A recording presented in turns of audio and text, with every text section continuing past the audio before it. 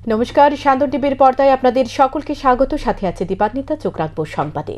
বহু জ্বলন্ত সমস্যা সরকার সমাধান করতে পারছে না, সামাজিক সংস্থা চাইলে সমাধান করতে পারে। রবিবার রবীন্দ্র শতবার্ষিকী ভবনে সেবা ও সহায়তা পরিষদের 10ম বর্ষপূর্তি অনুষ্ঠানে বক্তব্য রেখে এই কথা বললেন সমাজ কল্যাণ এবং সমাজ শিক্ষা দপ্তরের মন্ত্রী টিঙ্কু রায়। সমাজে বহু কাজ আছে যেগুলো সরকার দ্বারা সম্ভব নয় এবং বহু জ্বলন্ত সমস্যা রয়েছে যেগুলো সরকার চাইলেও সমাধান করতে পারবে না।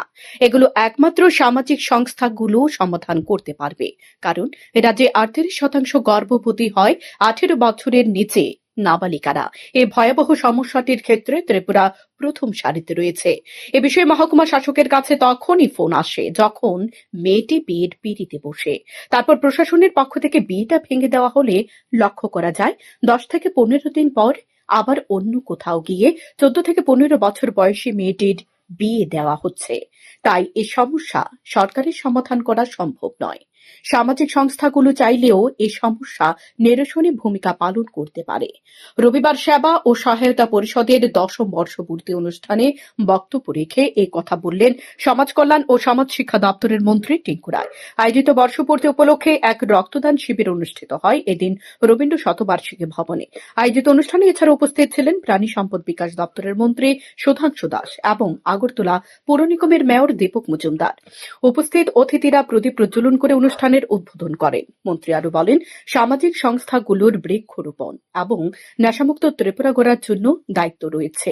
সঠিকভাবে নির্দিষ্ট সময় অন্তর বৃক্ষরোপণ এবং পরিচর্যা করার প্রয়োজন। অপরদিকে নেশামুক্ত ত্রিপুরা গড়তে দায়িত্ব নিতে হবে সামাজিক সংস্থাকে। সামাজিক সংস্থার দায়িত্ব হবে তাদের মধ্যে কেউ যেমন নেশা করবে না, পাশাপাশি তাদের আশপাশের মানুষজনকে নেশা থেকে দূরে রাখার জন্য সতর্কতা ও সচেতনমূলক উদ্যোগ গ্রহণ করা। মন্ত্রী বলেন, প্রতি বছর মুমূর্ষু রোগীদের জন্য 40,000 ইউনিট রক্তের প্রয়োজন হয় রাজ্যে। সে রক্তের চাহিদা মেটাতে সামাজিক সংস্থাগুলোকে এগিয়ে আসার প্রয়োজন। যতগুলি সামাজিক সংস্থা এবং ক্লাব রয়েছে তারা যদি এগিয়ে আসে, বছরে একবার করে রক্তদান শিবির করে, তাহলে পর্যাপ্ত রক্ত থাকে ব্লাড ব্যাঙ্কগুলির মধ্যে। কিন্তু লক্ষ্য করা যায় কয়েকটি ক্লাব ও সামাজিক সংস্থা ছাড়া বাকি ক্লাব ও সামাজিক সংস্থা এ ধরনের রক্তদান শিবিরে এগিয়ে আসে না। কিন্তু তারা সকলে যদি এগিয়ে আসে তাহলে রক্ত সংকট হয় না। সুতরাং এ ধরনের অসংখ্য সমস্যা রয়েছে যেগুলো সমাধান করার জন্য একমাত্র প্রয়োজন সামাজিক সংস্থাগুলির বলে অভিমত ব্যক্ত করলেন মন্ত্রী।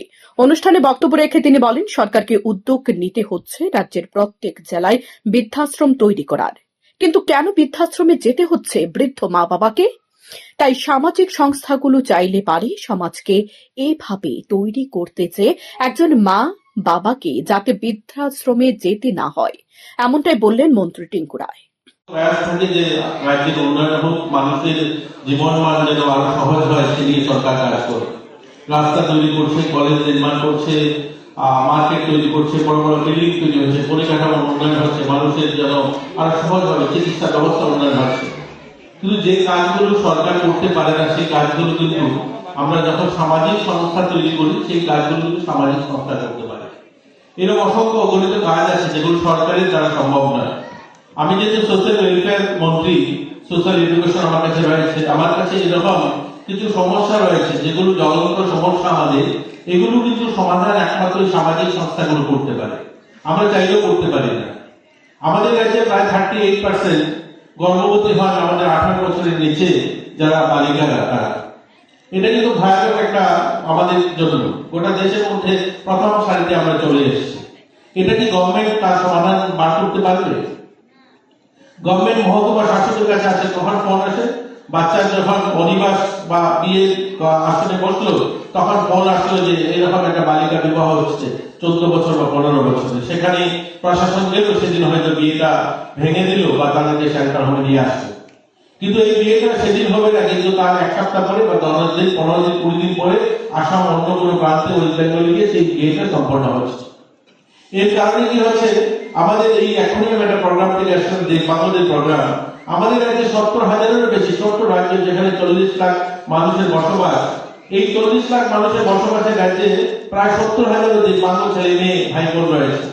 এটা কি তার একটা এটার একটা আমি বলবো না, এটা আমি তো আর ডাক্তার নই, কিন্তু এটাও একটা রেজাল্ট যে এই ধরনের কম বয়সে আজকে সরকারি ডাটা অনুযায়ী মানে 38% আমাদের এখানে গর্ভবতী হন 18 বছরের নিচে, যেটা মেডিকেল কারণ বলে ঠিক নয়, যেটা এদের অপ্রাপ্ত বয়সে তারা গর্ভবতী হচ্ছে। সেটা কি করে সমাধান হবে?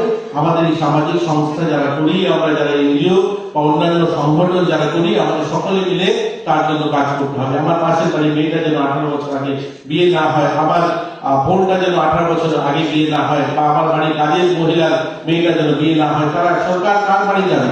এগুলো আমাদের করতে হবে কাজগুলো। আজ যখন বৃক্ষরোপণের কথা আছে, 1973 রাষ্ট্রসংঘের সিদ্ধান্ত নিয়েছে গাছ লাগাতে হবে, গাছ বাঁচাতে হবে। আমার কাছে সোশ্যাল ওয়েলফেয়ার দপ্তরের অঙ্গনওয়াড়ি রয়েছে, অঙ্গনওয়াড়ি সেন্টার, প্রতি বছরের ক্যালেন্ডার কার্যক্রম গাছ লাগাতে হবে। আপনারা সকলেই আগরতলা শহরে আমাদের মিউজিক কলেজের অধ্যাপক বসে আছেন, অভিজিতা বসে আছেন, অনেকেই আছেন। বলুন তো দিকে উমাকান্ত স্কুল হোক, তুলসীবতী হোক, বা বিভিন্ন কলেজ স্কুলগুলো প্রতি বছরই তো ক্যালেন্ডার কার্যক্রমে গাছ লাগিয়ে থাকা হয়। তো গাছ লাগালে প্রতি বছর 10টা গাছ লাগালে আজ 50 বছর পার হয়েছে সেই সিদ্ধান্ত মোতাবেক, তাহলে কত গাছ হওয়ার কথা ছিল? কোনো বিল্ডিং করার জায়গা থাকতো না। আজ 10টা করে গাছ লাগালে উমাকান্ত মাঠে 500 গাছ হওয়ার কথা ছিল, 5টাও গাছ নেই। কারণ গাছ লাগানোর অনুষ্ঠান হয়েছে, গাছ বাঁচানোর অনুষ্ঠান হয়নি। গাছ বাঁচানোর জন্য সংকল্প নিতে হবে। আমাদের এই সামাজিক সংগঠনগুলো এগিয়ে আসতে হবে যে হ্যাঁ আমরা গাছ বাঁচাবো, গাছ বাঁচানোর জন্য আমরা লড়াই করব। আমরা নেশা মুক্তির কথা বলি, আমরা শুধু সরকারের কাছে বন্দুক চালাতে চাই যে সরকার নেশা মুক্তির জন্য প্রশাসন পুলিশ পাঠাবে। আমাদের দায়িত্ব নেই? আমাদের সামাজিক সংস্থাগুলোকে সংকল্প নিতে হবে যে আমরা কেউ নেশা করবো না, আমাদের সংস্থার সদস্যরা নেশা করবে না, আমার পাশের বাড়ি কেউ নেশা করবে না। আজ রক্তদান অনুষ্ঠান অদ্ভুত, খুব ভালো লাগে রক্তদান অনুষ্ঠান। আমরা দেখি যারা রক্তদান করেন তারা প্রতি বছর 2বার 3বার রক্তদান করছেন। আমাদের ছোট রাজ্য 40 লাখ লোক, কত রক্ত চাই আমাদের এখানে? আমাদের হাজারো সংখ্যায় এনজিও রয়েছে, 1000-এর উপরে ছোট মার্কেট রয়েছে, ব্যবসায়ী সমিতি রয়েছে। এই ক্লাবগুলো দুর্গাপুজো করছে। সকলে মিলে যদি আমরা রক্তদান করি, তাহলে ছোট ছোট রক্তদান বছরে একবার করলেই আমাদের সাফিসিয়েন্ট রক্ত হয়ে যাবে, রক্ত সংকট কোনোদিন আসবে না। কিন্তু আমরা কি করি? আমরা এনজিওর নাম করে 1টা-2টা অর্গানাইজেশন আছে যারা রক্ত প্রতিনিয়ত দিয়ে যায়, বাকিরা করেই না আমরা। এই ধরনের অসংখ্য সমস্যা যেগুলো আমাদের সামনে রয়েছে, আমরা সকলে মিলে এই দুর্গাপুজো আসলে বিশাল বিশাল মাটির মূর্তি তৈরি করছি, মিনময়ী মায়ের পুজোর ব্রতী হচ্ছি। অথচ আমার কাছে এই 2-3 দিন আগে আমার অফিসে একজন বনিদি স্কুলের প্রধান শিক্ষক শিক্ষিকা ওনারা এসেছেন, আমাকে বলছেন যে আমাকে এখানে আমাদের অনেকগুলো হোম রয়েছে, সেই হোমে ওনার জন্য একটা ব্যবস্থা করার জন্য। ভাবুন, আমরা এই মাটির মূর্তি পুজোয় তো প্রতিযোগিতা করছি যুবরা, আমরা সকলে মিলে সমাজের বিভিন্ন কাজের জন্য সংকল্প নিচ্ছি, কাজ করছি। অথচ যে মাঠ ত্যাগ তপস্যা ভালোবাসায় এত কিছুর পর আমরা নিজেরা সমাজে প্রতিষ্ঠিত হই, তাদের জন্য বাড়িতে একটা রুম তৈরি করতে পারি না, তাদের জন্য সরকারকে বৃদ্ধাশ্রম তৈরি করতে হয়। আগরতলা শহরে 3টা বৃদ্ধাশ্রম, আরো প্রত্যেক জেলাতে আমাদের বৃদ্ধাশ্রম তৈরি করতে হচ্ছে। আমার ওই ভোট বলছিল, সেক্রেটারি এখানকার বলছিলেন যে আমরা শেল্টার হোম তৈরি করব। আমাদের সংকল্প হওয়া যায় যে একজন মাকেও যেন, একজন বোনকেও যেন, একজন দিদিকেও যেন শেল্টার হোমে না যেতে হয়। কেন শেল্টার হোমে যাবে তারা? আমরা কেন বৃদ্ধাশ্রম সরকার তৈরি করবে? কেন আমরা এনজিওরা বৃদ্ধাশ্রম তৈরি করব? আমরা এমন ভাবে সমাজ নির্মাণ করতে চাই একজন মাকেও যেন বৃদ্ধাশ্রমে না যেতে হয়, একজন বাবাকেও যেন বৃদ্ধাশ্রমে যেতে না হয়, সেটা হবে আমাদের সমাজ। পরে রক্তদান শিবির ঘুরে দেখেন আগরতলা পৌর নিগমের মেয়র দীপক মজুমদার, মন্ত্রী টিঙ্কু রায় এবং মন্ত্রী সুধাংশু দাস। রক্তদাতাদের উৎসাহিত করেন তারা। আগামী দিন তারা যাতে রুটিন মাফিক রক্তদান করে মুমূর্ষু রোগীর জীবন বাঁচায়, তার জন্য তাদের প্রতি আহ্বান জানান উপস্থিত অতিথিরা। শান্তন টিভি।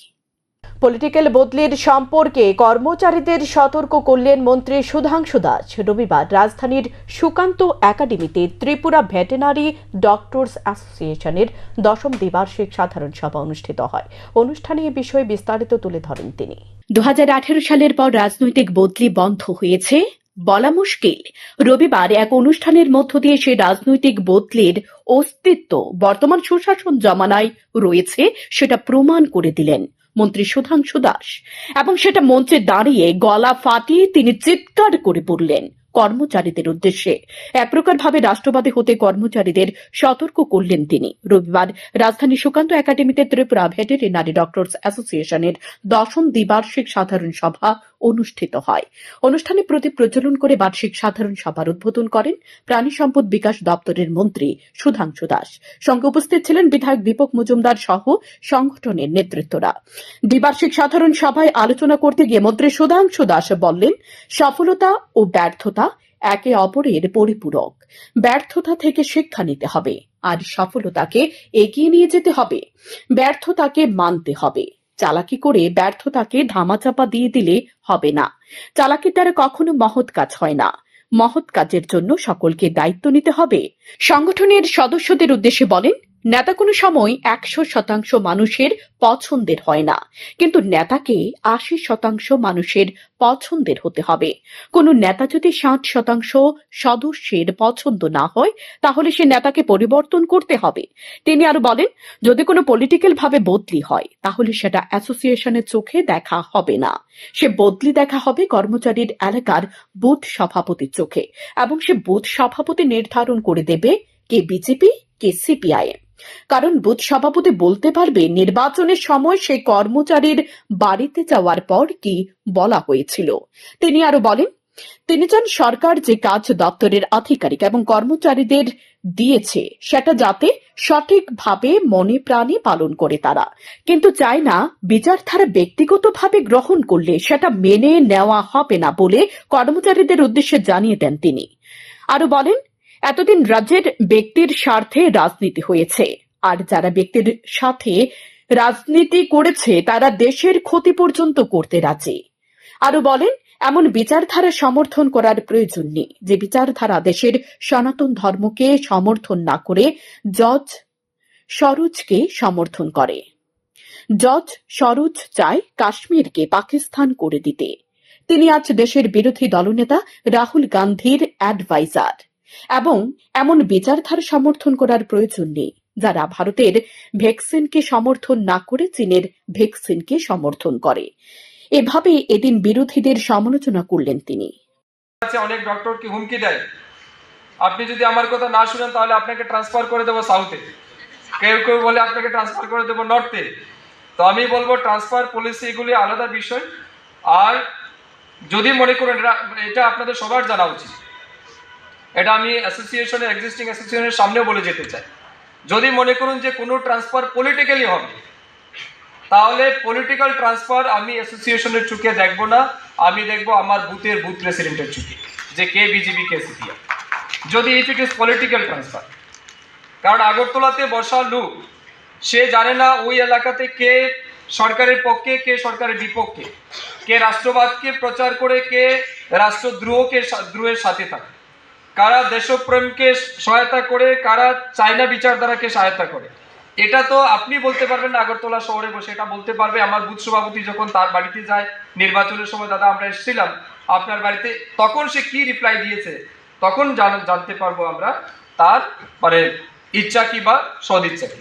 আমি এটা বলি না আপনারা যারা আছেন অফিসিয়াল যারা আছেন, আপনারা সবাই গ্রেড 1 অফিসার, আপনারা সক্রিয় রাজনীতিতে থাকবেন, রাজনীতি করুন, এটা আমি চাই না। কিন্তু ব্যক্তিগতভাবে আমি মনে করি আপনারা যারা অফিসার আছেন বা বিশেষ দায়িত্বে আছেন, সরকার যে দায়িত্ব আপনাদেরকে দিয়েছে সেই দায়িত্বটা আপনারা মনে প্রাণে পালন করুন। কিন্তু সেই জায়গাতে আপনি যদি দায়িত্ব পালন না করে আপনি চাইনা বিচারধারাকে প্রমোট করুন আপনার এলাকাতে, এটা কিন্তু সমস্যা হয়ে যাবে। এই চাইনা বিচারধারাকে প্রমোট করা, this is none of your business. আপনি ওইখানে বসে বিজেপির বিচারধারা প্রচার করুন, এটাও আপনার বিজনেস না।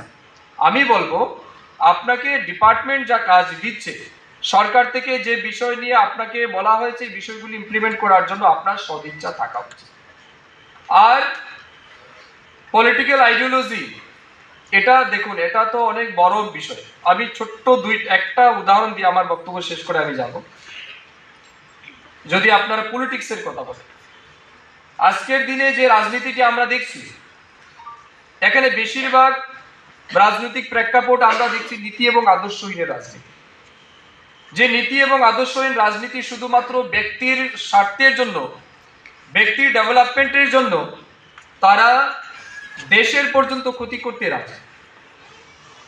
আজও আমাদের রাজ্যে নির্বাচনের সময় আমরা দেখি অনেক মানুষকে যারা সামান্য কিছুর জন্য মত পরিবর্তন করে এদিক থেকে সেদিক করে। একটা ভদ্রলোক আমার আজও মনে আছে, আমি প্রায় 2011 সাল থেকে সক্রিয় রাজনীতির সাথে যুক্ত আছি। আমার দেখা একদম বাস্তব অভিজ্ঞতাটা আমি আপনাদেরকে বলতে চাই। সেই সময় বামপন্থাদের সময় খুন সন্ত্রাস বা বিরোধীদের উপর অত্যাচার একটা কমন বিষয় ছিল। সেই সময় বিজেপি পার্টি ছিল না 2011 সালে সক্রিয়, বা 2008 সাল, 2007 সাল, 2003 সালের বিধানসভা।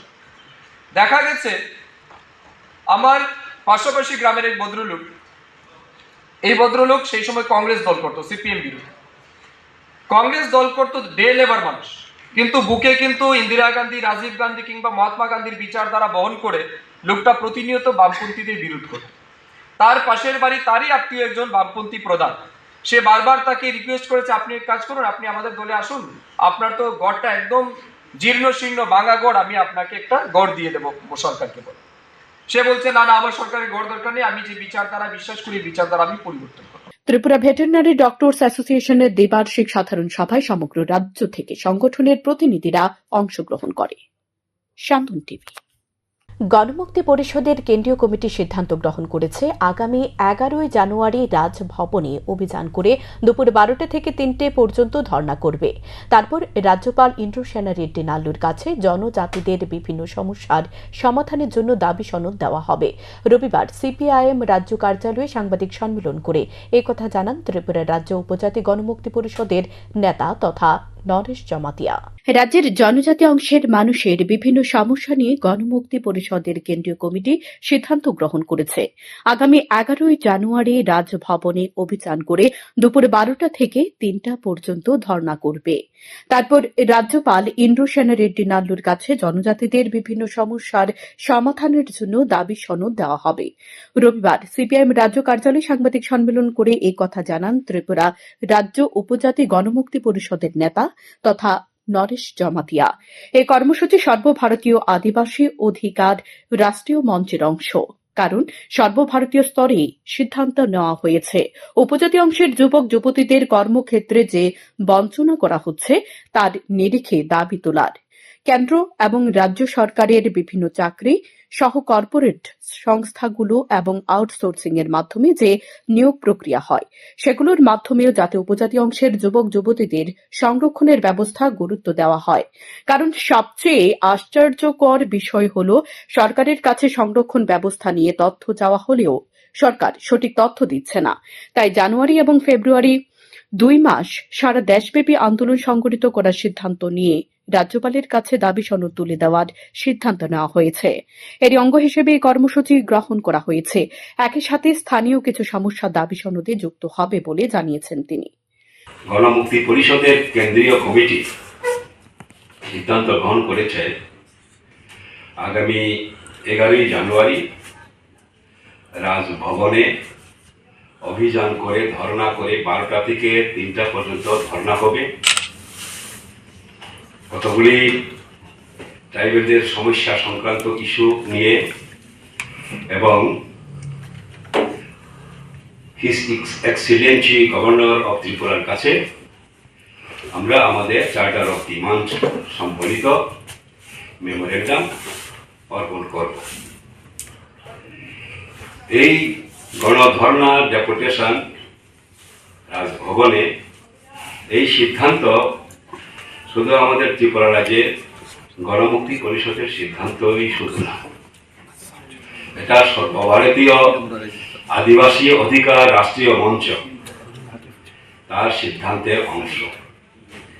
গত 1 ডিসেম্বর দিল্লিতে হরকিষণ সিং সুরজিৎ ভবনে সারা দেশের বিভিন্ন ট্রাইবেল সংগঠনের একটা কনভেনশন হয় আদিবাসী অধিকার রাষ্ট্রীয় মঞ্চের আহ্বানে, এবং তার সঙ্গে আদিবাসী রিসার্চ অ্যান্ড ডেভেলপমেন্ট সেন্টার আর একটা এনজিও, এই 2 সংগঠন মিলে সেই কনভেনশনের আয়োজন করে 3 শতাধিক প্রতিনিধি, আদিবাসী প্রতিনিধি বিভিন্ন রাজ্য থেকে সেই কনভেনশনে যোগদান করে এবং তার সঙ্গে আমাদের ভ্রাতৃপ্রতিম যে সংগঠন সারা ভারত কৃষক সভা, মজদুর ইউনিয়ন, দলিত শোষণ মুক্তি, গণতান্ত্রিক নারী সমিতি, এই সমস্ত সংগঠনগুলির নেতৃত্ব এই কনভেনশনে উপস্থিত ছিলেন।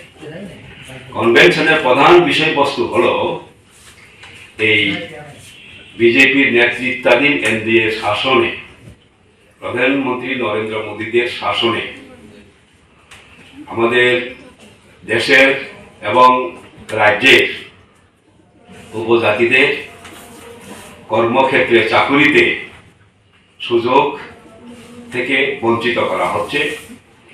এক্সক্লুশন অফ আদিবাসীস ফ্রম জব, চাকুরি থেকে, কর্মসংস্থান থেকে ট্রাইবেলদের বাদ দেওয়ার প্রতিবাদে এই কনভেনশন ছিল এবং সেই কনভেনশনে সর্বসম্মতিক্রমে সিদ্ধান্ত গ্রহণ করা হয় যে আদিবাসীদের যে সংরক্ষণের অধিকার সেটা মেনে সারা ভারতবর্ষে রাজ্যগুলির কোটা, রাজ্য সরকারগুলির কোটা এবং কেন্দ্রীয় সরকারগুলির কোটা যাতে পূরণ করে শূন্যপদ পূরণ করা হয় অবিলম্বে, এবং শুধু সরকারি ক্ষেত্রে না, তার সঙ্গে কর্পোরেট, বেসরকারি ক্ষেত্র, এমনকি কন্ট্রাকচুয়াল যে নিয়োগ করা হয় সেগুলিতেও রিজার্ভেশনের ব্যবস্থা চালু করার দাবি আমরা রাখছি।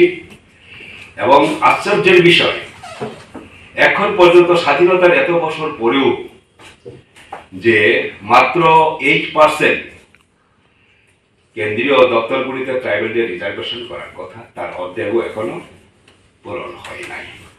আর রাজ্যগুলির কথা বলে তো আর বলা বাহুল্য মাত্র, তার চেয়েও বেশি বঞ্চনা বিভিন্ন বিজেপি শাসিত রাজ্যগুলিতে হচ্ছে। আমাদের এই রাজ্যে বাম আমলে সেটা ছিল না, এরকম বঞ্চনা ছিল না। রাজ্য সরকারের কোটাগুলি আয়োজিত সাংবাদিক সম্মেলনে এদিন এছাড়াও উপস্থিত ছিলেন ত্রিপুরা উপজাতি গণমুক্তি পরিষদের নেতা রাধাচরণ দেববর্মা সহ অন্যান্যরা। শান্তন টিভি। বাংলাদেশিদের অনুপ্রবেশ রুখতে ব্যর্থ প্রশাসন, বাড়ছে চিন্তা, তদন্তে নেমে অন্ধকারে পুলিশ। বাংলাদেশে অনুপ্রবেশের পরিসংখ্যান নিয়ে চাঞ্চল্যকর তথ্য সামনে এসেছে। অশান্ত বাংলাদেশ নিয়ে অত্যন্ত সতর্ক রয়েছে সীমান্ত প্রহরী। কিন্তু তারপরও যেভাবে অনুপ্রবেশ বাড়ছে তা নিয়ে রীতিমতোই চিন্তার কারণ হয়ে উঠছে।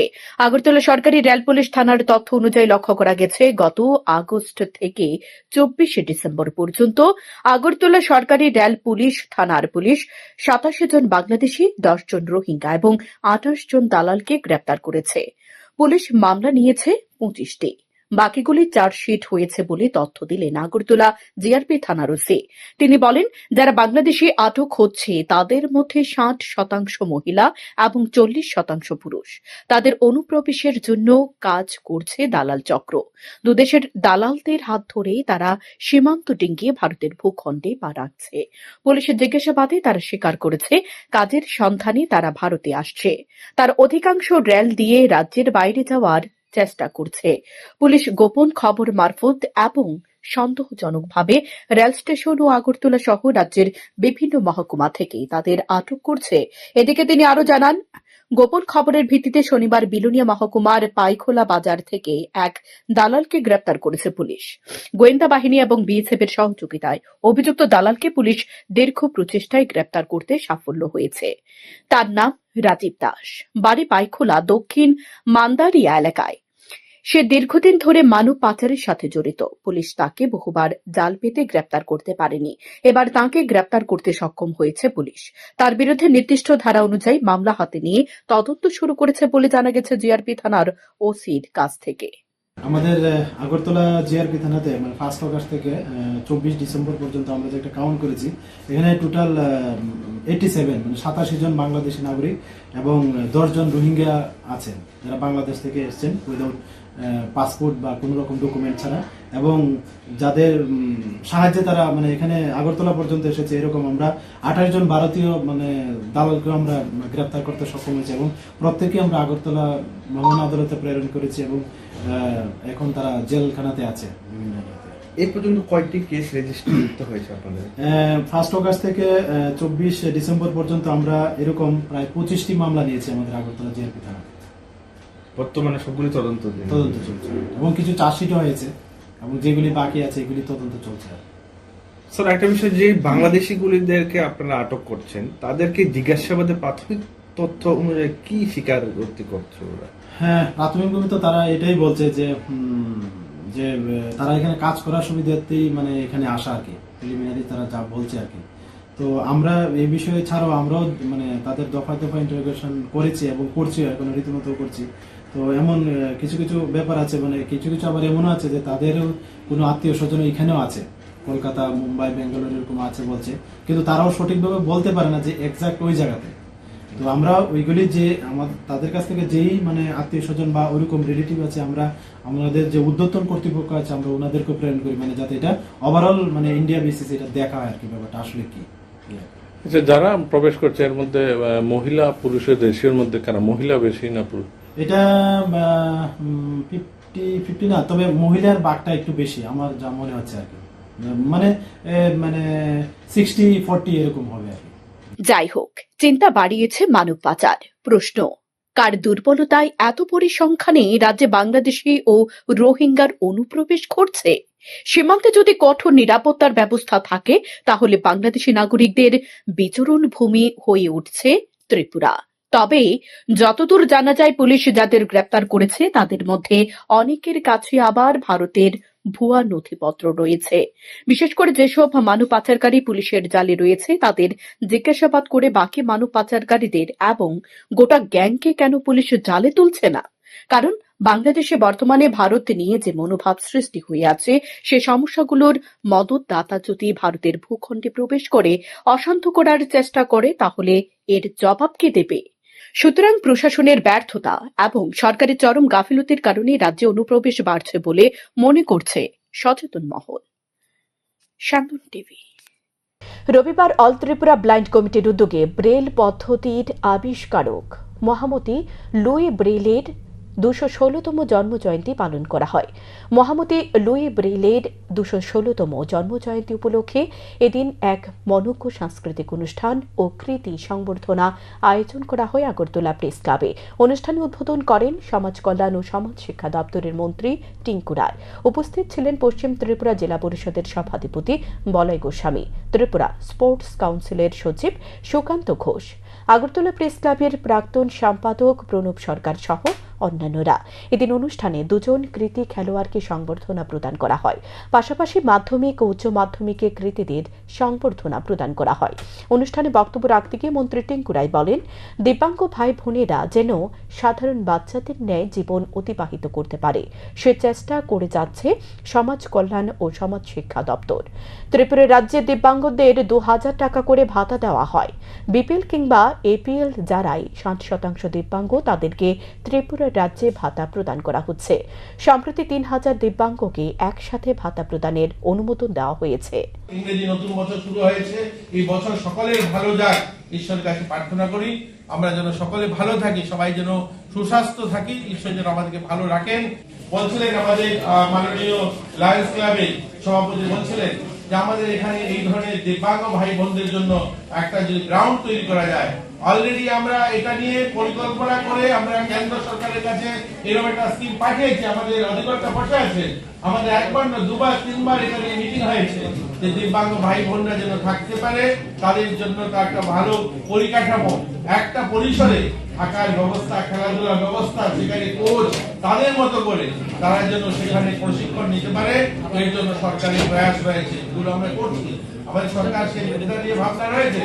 কারণ আমাদের মাননীয় মুখ্যমন্ত্রী আপনারা জানেন, শুধু বলেন না করে দেখিয়েছেন। আজ দিব্যাঙ্গ ভাই বোন যারা রয়েছে, যারা মাধ্যমিকে বা উচ্চ মাধ্যমিকে টপার যারা 10 জন, তাদেরকে 54,000 আমরা তাদেরকে সম্মান দিচ্ছি। আমরা প্রত্যেক বছর আমাদের দিব্যাঙ্গ ভাই বোন যারা 12-এ প্রথম যারা 10 জন হচ্ছে তাদেরকে 54,000 টাকা করে আমরা তাদেরকে ক্যাশ দিচ্ছি, অর্থ রাখছি। আর যারা মাধ্যমিকে যারা টপ হচ্ছেন তাদেরকে আমরা 24,000 টাকা করে দিচ্ছি। এটা শুধু নয়, শিক্ষাক্ষেত্রে দেখবেন আমাদের 100 জন ছাত্রছাত্রীকে, সাধারণ ছাত্রছাত্রীদের জন্য সরকার 5,000 টাকা করে মাসে দেওয়ার সিদ্ধান্ত নিয়েছে। যাদেরকে 5,000 টাকা করে মাসে দেবে, এরকম 100 ছাত্রছাত্রী যারা তারা 11-12 করবে, কলেজে যারা এডমিশন নেবে তাদের জন্য 5,000 টাকা করে 100 জনকে দেবে। এগুলো শুধু বলা নয়, এগুলো করে দেখানো হয়েছে বা অলরেডি আমরা দিতে শুরু করেছি। আমাদের স্পোর্টস দপ্তর, আমাদের রবিবার আগরতলা নজরুল কলাক্ষেত্রে শ্যামসুন্দর কোং জুয়েলার্সের পক্ষ থেকে বেবি ম্যারাথনের আয়োজন করা হয়। এদিন বেবি ম্যারাথনের উদ্বোধন করেন মন্ত্রী টিঙ্কু রায়। সঙ্গে উপস্থিত ছিলেন শ্যামসুন্দর কোং জুয়েলার্সের কর্ণধার রূপক সাহা। মন্ত্রী টিঙ্কু রায় বলেন, বলা যায় প্রথমবারে রাজ্যে এই ধরনের বেবি ম্যারাথনের আয়োজন করা হয়েছে, যা অত্যন্ত অভিনব উদ্যোগ। অভিভাবকরা তাদের কোচে কাঁচাদের নিয়ে অত্যন্ত উৎসাহের সঙ্গে এই অনুষ্ঠানে অংশ নিয়েছে। 4টি ক্যাটাগরিতে হয় এই ম্যারাথন দৌড় প্রতিযোগিতা। 8 মাস থেকে 14 মাস পর্যন্ত যাদের বয়স, তাদের 10 মিটার হামাগুড়ি, 15 মাস থেকে 2.5 বছর পর্যন্ত 50 মিটার হাঁটা, 2.5 বছর থেকে 3.5 বছর এবং 3.5 বছর থেকে 5 বছর পর্যন্ত 100 মিটার ম্যারাথন প্রতিযোগিতা অনুষ্ঠিত হয়। অনুষ্ঠানে শেষে বিজয়ী শিশুদের হাতে পুরস্কার তুলে দেওয়া হয়। সুন্দর জুয়েলারি তাদের যৌথ প্রয়াসে আজকের এই সুন্দর অনুষ্ঠান, বেবি ম্যারাথন, অদ্ভুত অনুষ্ঠান। আমাদের রাজ্যের জন্য প্রথম, এগুলো বলতে পারি ইনোভেটিভ আইডিয়া। একদিকে যেমন শিশুরা তাদের মনোরঞ্জন, মা বাবাও সেখানে যারা গার্জিয়ান আছেন তারাও একটা বলতে পারি ফেস্টিভ্যাল মোডে সবাই আছেন। তো ভালো লাগছে, এরকম একটা ইনোভেটিভ আইডিয়া, একটা সুন্দর অনুষ্ঠান করছেন ওনারা, শিশুদের নিয়ে এসছেন আর সকলে মিলে। আজ এই একদিন নতুন বছর ভালো কাটুক আর শুভেচ্ছা রইল সকলের জন্য। রেলে কাটা পড়ে মৃত্যু হল এক অপরিচিত ব্যক্তির। ঘটনা সিপাহীজলা জেলার বিশ্রামগঞ্জ থানাধীন চুরিলাম ব্লকের দক্ষিণ চুরিলাম রেল ব্রিজের নিচে। রবিবার সকালে এলাকায় এক যুবক গরু চড়াতে গিয়ে রেল রাস্তার পাশে এক অপরিচিত ব্যক্তিকে ঘোরাফেরা করতে দেখে। কিছু সময় বাদে শুনতে পায় রেলের নিচে কাটা পড়ে এক বয়স্ক ব্যক্তির মৃত্যু হয়েছে। এলাকার লোকজন ঘটনাস্থলে গিয়ে দেখতে পায় অপরিচিত যে লোকটি সকাল থেকে এলাকায় ঘোরাঘুরি করছিল, সে লোকটি রেলের নিচে কাটা পড়েছে। সাথে সাথে খবর দেওয়া হয় বিশ্রামগঞ্জ দমকল বাহিনীর কর্মী ও পুলিশকে। বিশ্রামগঞ্জ দমকল বাহিনীর কর্মীরা দ্রুত ঘটনাস্থলে ছুটে গেলেও তারা অপরিচিত ব্যক্তির মৃতদেহ উদ্ধার করে হাসপাতালে নিয়ে যেতে অস্বীকার করে বলে অভিযোগ স্থানীয়দের। পরবর্তী সময় খবর দেওয়া হয় বিশ্রামগঞ্জ দমকল বাহিনীর কর্মীদের। বিশালগড় দমকল বাহিনীর কর্মীরা ঘটনাস্থল থেকে অপরিচিত ব্যক্তির মৃতদেহ উদ্ধার করে বিশ্রামগঞ্জ হাসপাতালে নিয়ে যায় পুলিশের উপস্থিতিতে। পুলিশ মৃত অপরিচিত ব্যক্তির নাম পরিচয় জানার চেষ্টা করছে। রেল ব্রিজের একজন কাটা পড়ে মারা গেছে এবং পরিবার থেকে আপ টু বালুয়াছড়ি পর্যন্ত এই পর্যন্ত আমরা চৈরামার এলাকা রেল ব্রিজের ভিতরে কাটা পড়ে মারা গেছে 15 থেকে 20 জন। কোনো হেলথ নাই, কোনো লেভেল কোচিং নাই, কারোর একজন যে নিরাপত্তা দিব এটার কোনো ব্যবস্থা নাই। ফায়ার সার্ভিসে ফোন করছি, অলরেডি ফায়ার সার্ভিস যত সময় আইছে, কিন্তু ওরা কোথায় আছে দক্ষিণ চৈরাম যেহেতু আন্ডারে না, বিশ্রামগঞ্জ আপনার আন্ডারে, কিন্তু এই লোকটা যে মারা গেছে না কি গেছে এটা তো ফায়ার সার্ভিস তারা কই যাতো না, তাহলে করতে বসে তারা ডেড বডিটা নন নিলে ডাক্তার কইব এটা কি মারা গেছে না জীবিত আছে। তারা কইতাছে বিশ্রামগঞ্জ তারাই হোক, বিশালগড় তারাই হোক, এটা কি যারা এসে বিশালগড় অলরেডি প্রথম আগে পড়ছে, তারা করতে করতে একদম 10 মিনিট 15 মিনিট দিতে তারা করছে। বডি এখনো নিচ্ছে না, দেখেন বডি এখনো পরে নিচ্ছে। আমরা বক্তব্য একটা লেভেল ক্রসিং দো। জমকালো অনুষ্ঠানের মধ্য দিয়ে বার্ষিক উৎসব উদযাপন অনুষ্ঠান অনুষ্ঠিত হয় রতন মণি সেবা মিশনের উদ্যোগে।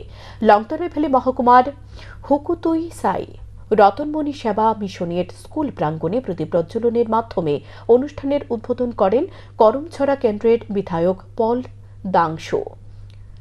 অন্যান্যদের মধ্যে উপস্থিত ছিলেন মনো ছৈলেংটা আসনের এমডিসি সঞ্জয় দাস, সমাজসেবী সঞ্জিত দেববর্মা সহ অন্যান্যরা। বক্তব্য রাখতে গিয়ে এমডিসি সঞ্জয় দাস বলেন, দীর্ঘ কয়েক দশক ধরে লংতরা ভ্যালি প্রত্যন্ত এলাকায় দরিদ্র ছাত্রছাত্রীদের শুধু শিক্ষাদানই নয়, সুনাগরিক হিসেবে গড়ে তুলতে রতনমণি সেবা মিশনের অবদান অপরিসীম। সেবা, সংস্কার ও স্বাবলম্বন এই 3 নীতিবাক্যকে সামনে রেখে প্রতিটি ছাত্রছাত্রীকে সুশিক্ষায় শিক্ষিত করে গড়ে তোলাই ছিল এই মিশনের মূল উদ্দেশ্য।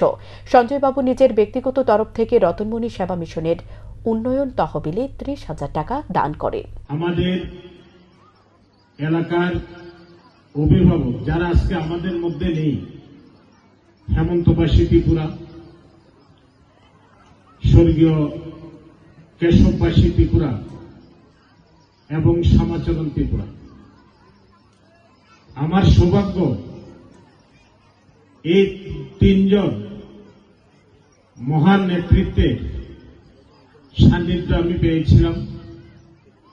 ব্যক্তিগতভাবে আমি ওনাদেরকে যতটুকু চিনি, নিজের ব্যক্তিগত কাজের সাথে সাথে ওনারা সমাজের জন্য অনেক চিন্তা করতেন। তার দিকে আপনারা প্রতিনিয়ত লক্ষ্য রাখবেন।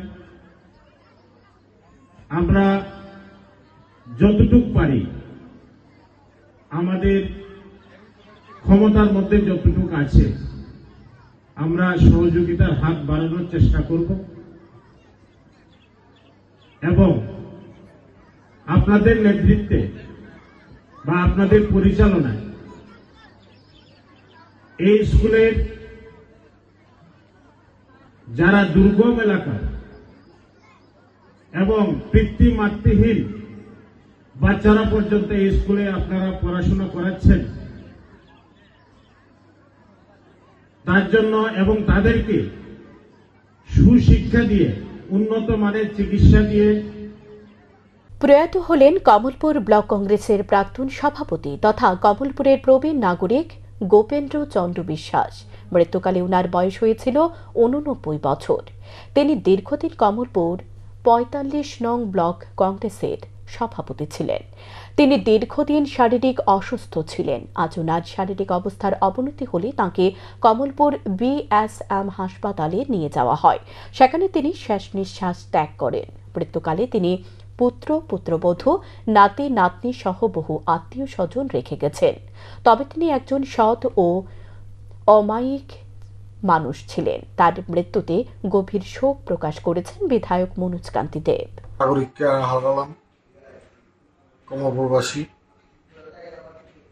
গোপেন্দ্র বিশ্বাস খুব ভালো মানুষ ছিলেন এবং সজ্জন ব্যক্তি ছিলেন।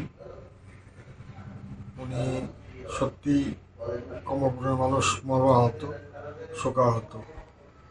ওনার পরিবারের প্রতি আমরা সমবেদনা জ্ঞাপন করি এবং আমরা আমাদের পরিবারের সাথে রয়েছি। কমলপুরের বহু পুরানো রাজনৈতিক ব্যক্তিত্ব গোপেন্দ্রচন্দ্র বিশ্বাস, উনি আজ প্রয়াত হয়েছেন। ওনার প্রয়াণে আমরা গভীরভাবে শোকাহত। ব্যক্তিগতভাবে আমি ওনার সাথে দীর্ঘদিন রাজনীতি করেছি, তো ওনার ছেলেও রাজনৈতিক ব্যক্তিত্ব ছিল। তো ওনার পরিবার পরিজনদের প্রতি সমবেদনা জ্ঞাপন করছি এবং ওনার আত্মার সদ্গতি কামনা করি। একজন কমলপুরের প্রাক্তন ব্লক কংগ্রেস সভাপতি ছিলেন, দীর্ঘদিন কংগ্রেস করেছেন এবং খুব সজ্জন ব্যক্তি।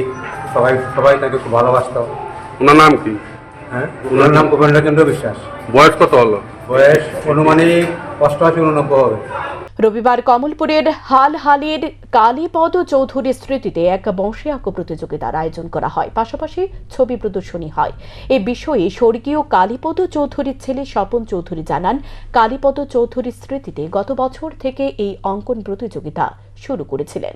তখন প্রতিযোগিতায় সকলের উৎসাহ দেখে এবছর বড় আকারে করার চিন্তা করেন। তিনি জানান, এবছর 700-র মতো ছাত্র ছাত্রীরা প্রতিযোগিতায় অংশগ্রহণ করেন।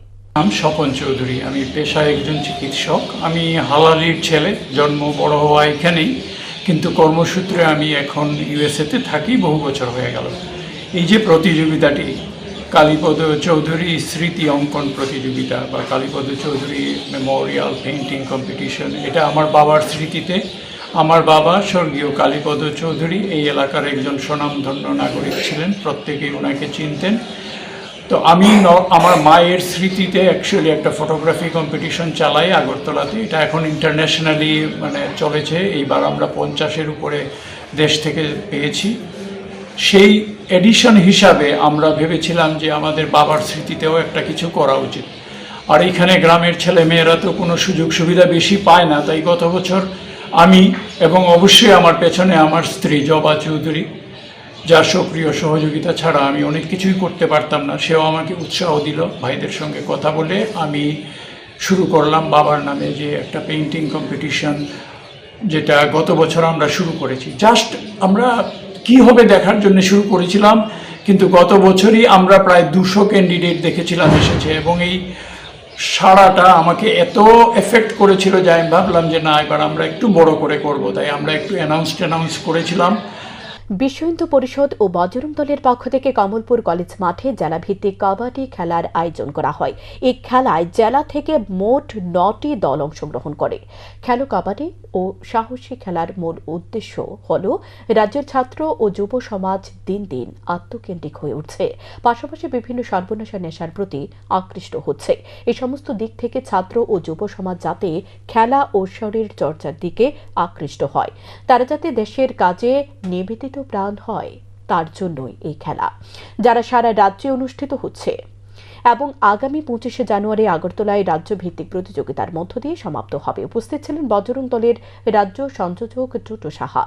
জেলার উদ্যোগে এবং বজরং দলের সহযোগিতায় আমরা আজকে কমলপুর কলেজ মাঠে দোলা জেলা ভিত্তিক কবাডি খেলার আয়োজন করেছি এবং সারা রাজ্যেই এই খেলা চলছে এবং এটা শেষ সমাপ্তি হবে আগামী জানুয়ারি মাসের 25 তারিখ আগরতলায়। আমরা চাইছি যে নেশামুক্ত যুব সমাজ, এবং আমরা দেখতে পাচ্ছি ট্যাবলেট, ফেন্সিডিল, কুরেক্স এরকম নানা রকম নেশায় আজকের যুব সমাজ আক্রান্ত হয়ে যাচ্ছে এবং এরা আত্মকেন্দ্রিক হয়ে যাচ্ছে। কাজেই এই আত্মকেন্দ্রিকতা মানসিকতা থেকে বের হয়ে রাজাতে সমাজের বৃহত্তর কাজে নিজেকে নিয়োজিত করতে পারে, এটাই উদ্দেশ্য আমাদের থাকবে। এবং সমাজ যাতে সুন্দর হয়, সুস্থ হয়, সুন্দর একটা বাতাবরণ তৈরি হয় আগামী দিনে, এবং নেশা থেকে ছেলে মেয়েরা যাতে আজকে দূরে চলে যায় এবং সমাজের অগ্রগতির দিকে যাতে তারা এগিয়ে যেতে পারে, সমাজকে একটা রাস্তা দেখাতে পারে, সেই উদ্দেশ্য নিয়ে আজকে আমাদের এই খেলো কবাডি, সাহসী খেলা, স্বদেশী খেলা, কবাডি খেলার আয়োজন আমরা করেছি। কতটা টিম অংশগ্রহণ করলো? এখানে 9টি টিম অংশগ্রহণ করে। এখনকার মতো সংবাদ এ পর্যন্তই। চোখ রাখুন শান্তন টিভির পর্দায়। নমস্কার।